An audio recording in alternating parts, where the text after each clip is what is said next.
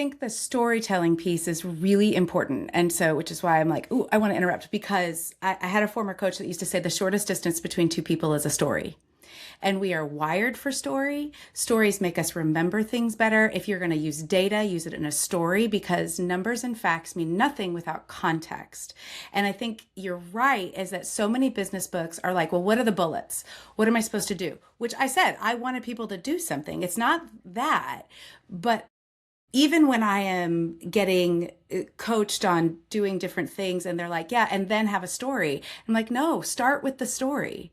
We have a different brain mechanism that happens when we hear a story. And so when I start my book with, I was sitting on the couch and I got fired.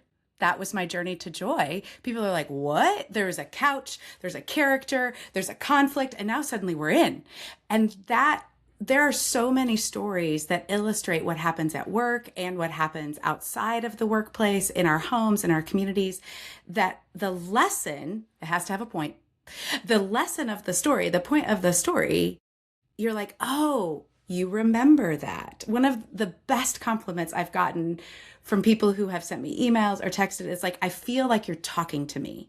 And I don't think most business books do that. And I have too many stories. So I know that part of it is they're like, you're telling stories, and that the stories help us remember. That's really important, that a lot of business books, we need the data, we need the research. I've got like 30 pages of like references in the back of my book. It's important.